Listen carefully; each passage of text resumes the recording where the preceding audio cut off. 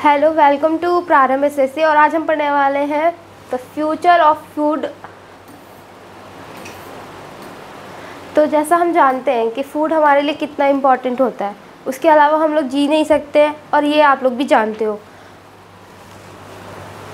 Roots of civilisation, agriculture foundation human, ये एक foundation है। जो एग्रीकल्चर है हमारा, वो एक फाउंडेशन है, ऑर्गेनाइजेशन है। इसी पे हमारा ह्यूमन सिविलाइजेशन चलता है। इसकी डेट है 10,000 ईयर, मतलब 10,000 ईयर्स से ये चलता आ रहा है। सिटीज़ में, इकोनॉमिक्स में और कल्चर में ज़्यादा चलता है।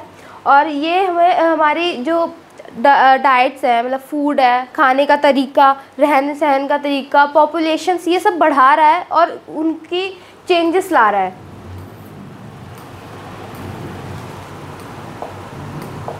फीडिंग बिलियन, हाँ देखो, nearly 8 billion peoples require waste and deserve food supplied. जो 8 बिलियन पीपल को नई नई वैराइटीज़ चाहिए होती है फूड्स की। अलग अलग टाइप के फूड चाहिए होते हैं, जैसे हर देश में अलग टाइप का फूड होता है। वैसे क्लाइमेटिक चेंज की वजह से भी इसमें बहुत प्रॉब्लम आ रही है। जैसे रेनी सीज़न होता है, वो कुछ क्रॉप्स के लिए अच्छा होता है, पर कुछ क्रॉप्स के लिए बहुत बुरा होता है, जिस वजह से कल्टीवेशन बढ़ नहीं पाता। सॉइल डिग्रेडेशन, सॉइल मतलब मिट्टी की वजह से भी, जैसे खाद हो गया, ये हो गया, इन सब की भी ज़रूरत बहुत पड़ती है उसमें। और फूड डिस्ट्रीब्यूशन की भी बहुत ज़्यादा प्रॉब्लम्स पड़ती हैं। Cutting edge technology, optimise farming and sustainable. देखो, ड्रोन्स मॉनिटर क्रॉप्स, जो ड्रोन्स होते हैं वो भी मॉनिटर करते हैं क्रॉप्स को कि कहीं कोई ख़राब क्रॉप या फिर कोई प्रॉब्लम तो नहीं आ रही है उनमें। AI produce analytics predict yielding outcomes और पीस, मतलब जो AI जो मशीन्स होती है, उनके तरीके से भी हम लोग देख सकते हैं कि कैसे कटिंग करनी है हम लोगों को क्रॉप्स की और कैसे नहीं करनी है, किस तरीके से हम ज़मीन को फर्टाइल रख सकते हैं और किस तरीके से नहीं। Delivery waters fertiliser and pesticides with minimal waste.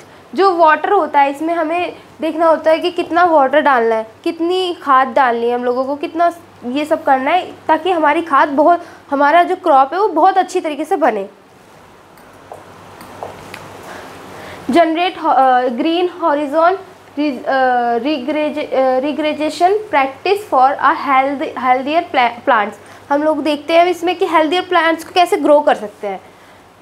Agriculture restore ecosystem well producing food. जो हमारा जो फूड का इकोसिस्टम है वो हमें दिखाना है कि उसमें कौन कौन सी खाद हमें डालनी होती है और कौन कौन सी नहीं। सॉइल हेल्थ, सॉइल की हेल्थ चेक करना होता है, जैसे building organic matter and promoting microbial diversity for fertile lands. हमें देखना है कि उसमें फर्टाइल लैंड्स कौन सी है जिसमें हम लोग क्रॉप्स उगा सकते हैं और कैसे हम लोग उसको फर्टाइल रख सकते हैं। Water conservation using less water through cover cropping and no tills. No tills का मतलब होता है जोतना, उगाना, मतलब उसको जैसे नहीं होती है कि जैसे लैंड्स होती है उस पर मिट्टी होती है पूरा, उसके बाद जो बैल वगैरह होती है, फिर ट्रैक्टर्स वगैरह होती है, उनसे जो पीछे एक चीज़ लगी होती है जिससे वो आगे बढ़ते जाते हैं और सीधी सीधी लाइन्स बनती आती हैं, उसे कहते हैं। Enhancing habits varieties to support pollinators and natural pests control. इसमें हम लोगों इसमें हैबिट्स देखते हैं कि कौन सी वैराइटीज़ के फूड क्रॉप्स वगैरह सब उगा सकते हैं हम लोग।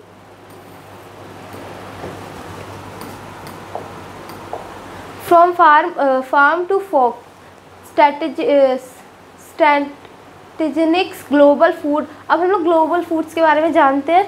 Create resilient supply chains, ensure food reach all corners of the world। जितने भी फूड्स होते हैं, जितने भी हम लोग हार्वेस्टिंग करते हैं, फार्मर्स लोग, वो लोग ये चेक करते हैं कि सारी दुनिया में, मतलब हर एक कोने में फूड जा सके, पहुंच सके।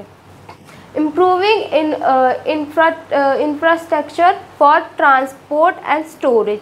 ये लोग ट्रांसपोर्ट और स्टोरेज के लिए भी काम करते हैं, मतलब देखते हैं कि कितना स्टोरेज है और कितना हम लोग एक्सपोर्ट कर सकते हैं ट्रांसपोर्ट में। Supporting small holder farmers boost local economics and sustainability. जो लोकल फार्मर्स होते हैं, मतलब जो लोकल लोग होते हैं, वो लोग ज़्यादातर इसी चीज़ को ख़रीदते हैं। Encouraging fair trade practice promotes equity across market. जो मार्केट्स होती हैं उनमें ये सारी फूड्स की वैरायटीज़ बहुत ज़्यादा होती है।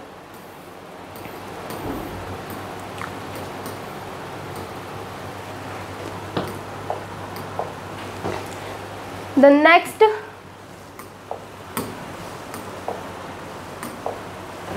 next harvest invention shaping tomorrow's agriculture। जो अभी हमारा आगे का और जो आगे का एग्रीकल्चर बढ़ने वाला है उसके बारे में जानते हैं। emerging technology and scientific breakthrough promise to revolutionize food producing। जो टेक्नोलॉजी है साइंटिफिक वाली, वो हमें प्रॉमिस करती है कि आगे भी बढ़ता रहेगा ऐसे ही जो AI के तरीके में, ठीक है। Vertical farming, urban indoor farmers using less land.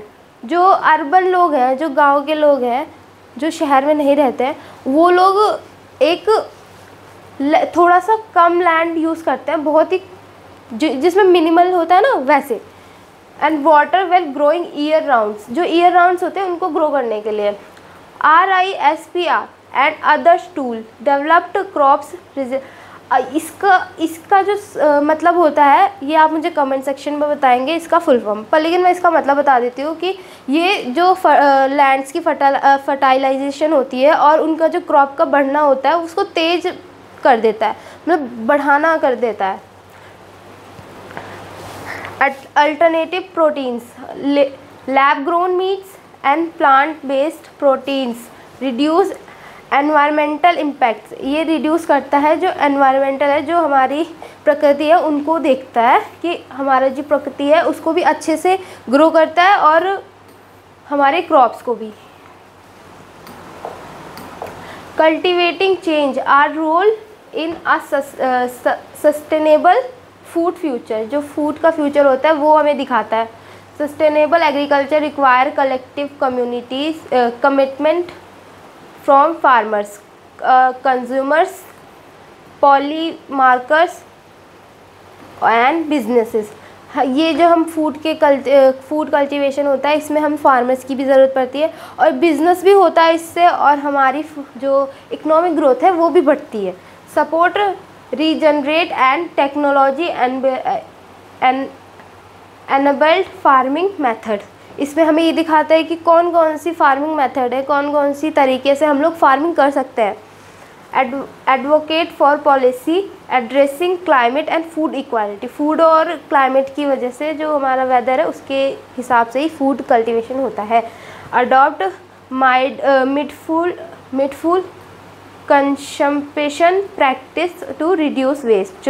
जो वेस्ट बचता है, जैसे हम लोग पेड़ होते हैं उनमें से हम लोग फूड वगैरह सब देखते हैं कि हम लोग जो हमारा लास्ट में जब हम लोग फूड वगैरह ले लेते हैं उसमें से, प्लांट में से, और वो प्लांट जो बचे होते हैं ना उसी को वेस्ट कहते हैं। और उसको वेस्ट करने के बाद हम लोग इसमें प्रैक्टिस देखते हैं कि कौन सी मिड फील्ड में अडॉप्ट करता है। आज के लिए बस इतना ही। Thank you so much.